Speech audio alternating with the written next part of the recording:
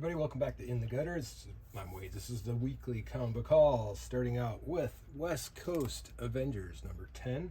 This is the Jose Maria Casanovas cover, with Iron Man getting Ultroned out there. Jerry Dugan story with Danny Kim, sorry, bad handwriting. Danny Kim artwork on the interiors. This is a final issue. So this one, I actually liked this one a lot. It was a cool conclusion of the story, and just figure that it starts to get gooder on the last issue. But I'm sure that there'll be plenty of Avengers to come. From the Ghost Machine imprint, Family Odysseys, Hornsby and Halo number 9. This is Peter J. Tomasi script with Raymond Bach's interior artwork. I can't tell if this is a good recommendation for an all ages book because it's based on these two kids that represent heaven and hell, sort of. But I don't know. It seems like a young reader thing that could be successful if you have somebody, but maybe check it out first for details. I can't remember if it has any nasty stuff in it or not. The other Ghost Machine titles, although not inappropriate, they run pretty mature as far as the themes and content and such. All right, keeping the J. Scott Campbell train rolling, the Just Spectacular collection month. This is the Mortal Thor number 1. This is the J. Scott Campbell variant. We have Al Ewing script with Pascal Ferry interior artwork. This wasn't bad. I'm not a Thor guy, so I just figured, whatever. I have no concept of what's been happening with Thor for the last 20 years, so it was kind of interesting. But as a standalone, this was a good start to a good story, so I enjoyed it. And I picked up this Hellboy and the BPRD. I keep swearing off Hellboy, but because Mike Mignola did the story for this one, I wanted to actually check it out. It's a one-shot.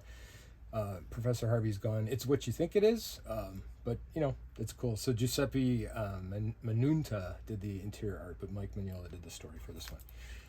And Late But Never, Dust to Dust number 6 by G.J. Jones and Phil Brom.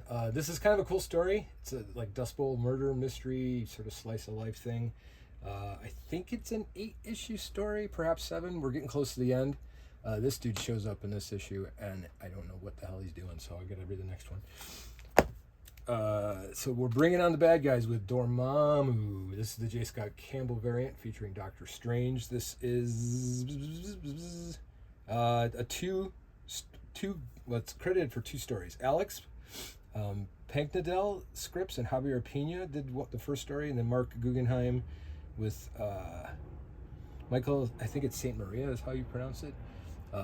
This is the third of 4 parts, I believe, followed by the Bring on the Bad Guys Mephisto number 1, which is also Guggenheim with a Alvaro Lopez interior artwork. This is a Lee Bermejo cover featuring Mephisto, and guess who that guy is, everybody?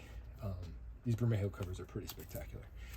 And the Avengers J. Scott Campbell Iron Man cover variant, very super cool. Number 29. This one is Jed McKay script with Farid Karimi interior artwork. I think I mentioned last week, these are supposed to be repurposed in some form, like a poster or something. Should be pretty cool to see them all up together. And celebrating the return of Peacemaker Season 2, we have Peacemaker Presents the Vigilante and Eagle double feature from DC Black Label. This is the final issue. So this features 2 stories, both allegedly script supervised by James Gunn. But we have Mitch Gerard's cover, and then a Tim Seeley story with Mitch Gerard's interior art, and then a Rex Ogle story with Matteo Lally artwork in there. So I watched the first episode of Season 2, and it's good. It's just a cool take on some of the weirder DC characters, as you would know if you watch Season 1. But Season 1's available if you hadn't seen it yet. Good time to jump in. Justice League Unlimited, DC All In, number 10. This is a Doomsday story, which is kind of cool, by Mark Waid and Dan Mora. It was featuring a Dan Mora cover. I enjoy these. This is like superhero stuff in its purest form. Everything Mark Waid does is kind of like that, and it's fantastic. So between Justice League Unlimited and Batman Superman World's Finest, these are nice companion books. And Dan Mora, I guess, jumped off that series to do this one, but he still does the covers for World's Finest, and the art on World's Finest is really, really good, too.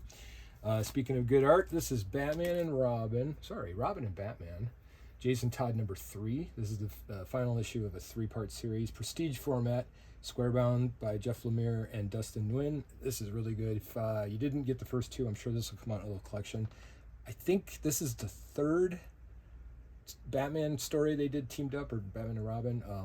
I didn't read the other two, but I have seen them out there. Something I would definitely read if they come across my desk again. All right, gotta love it.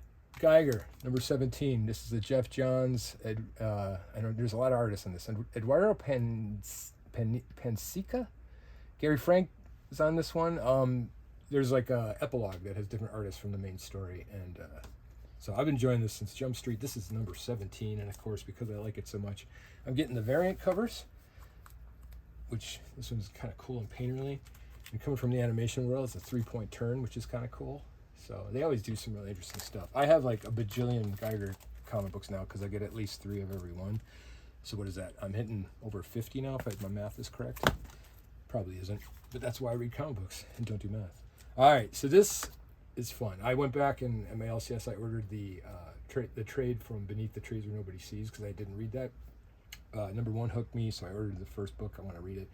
This is super cool. This is what's Horvath's first name? Patrick Horvath did Beneath the Trees Where Nobody Sees, The Rites of Spring.